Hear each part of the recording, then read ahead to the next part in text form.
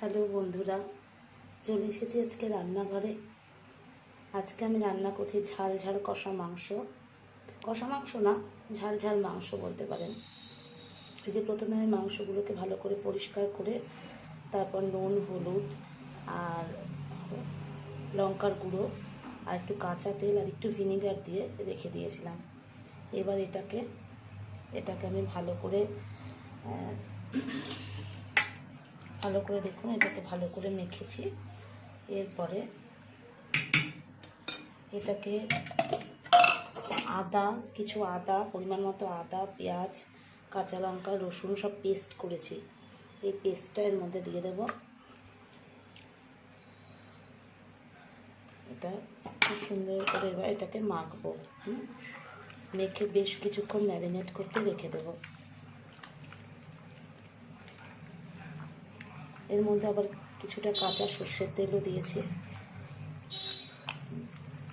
ঘরে যদি দই থাকে আপনি দইও দিতে পারেন, আলাদা টেস্ট হয় তাতে। এভাবে মাখার পর বেশ কিছুক্ষণ রেখে দেবো। এটা কড়াইতে পরিমাণ মতো তেল দিয়ে এই যে আলুগুলোকে লাল লাল করে ভেজে নিলাম। তেলটা গরম হয়ে গেছে, এবার আমি তেজপাতা দিয়ে দিলাম। এবার কুচনো পেঁয়াজগুলো দিয়ে দিচ্ছি।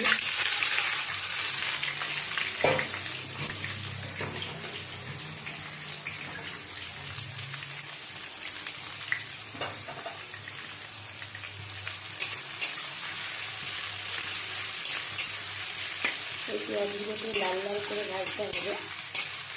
তারপরে আমার যে ম্যারিনেট করা মাংসটা রয়েছে সেই মাংসটা এর মধ্যে দিয়ে দিতে হবে।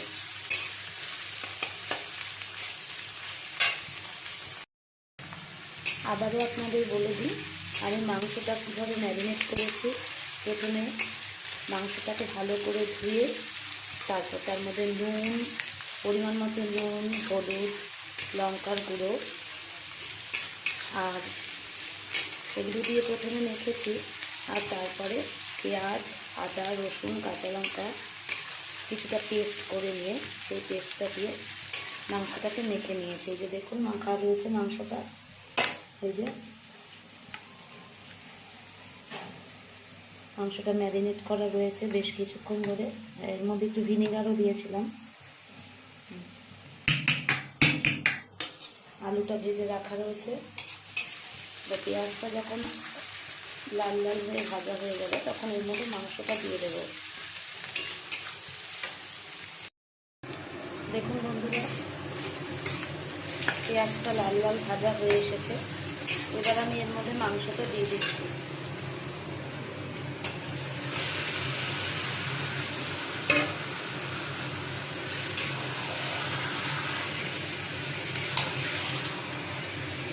এই ম্যারিনেট করা মাংসটা এর মধ্যে দিয়ে দিয়েছি।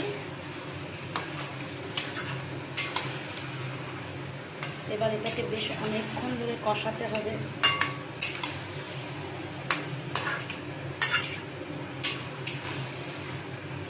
যতক্ষণ না এর থেকে তেল বেরিয়ে আসে ততক্ষণ পর্যন্ত কষাতে হবে। ফ্লেমটাকে লো করে দিয়ে বেশ কিছুক্ষণ এখন ঢাকা দিয়ে দেব। আবার একটু নেড়ে ঝেড়ে দিচ্ছি। এই যে মাংসর থেকে জল বেরোচ্ছে, এখন এই জলটা পুরো শুকিয়ে যাবে। শুকিয়ে যখন তেল বেরোবে তখনই কষানোটা হয়ে যাবে।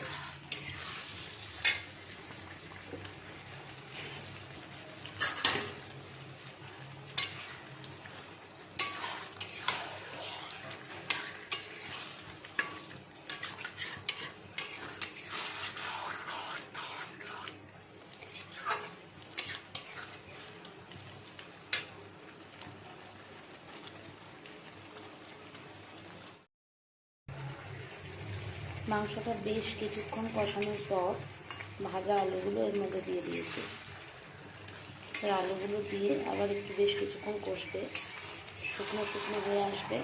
তারপরে যে জল গরম করে রেখেছে এই জলটা দিয়ে দেবো এর মধ্যে, যাতে মাংসগুলো ভালো করে সিদ্ধ হয়।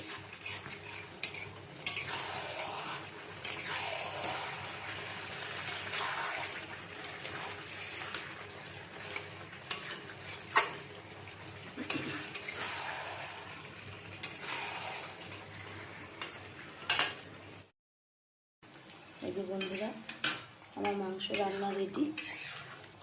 এই যে হয়ে গেছে মাংস রান্না। এবার আমি একটু গরম মশলা এর মধ্যে দিয়ে মাংসটা নামিয়ে ফেলবো। এই যে সানরাইজ গরম মশলার প্যাকেট, একটু পরিমাণ মতো একটু গরম মশলা দিয়ে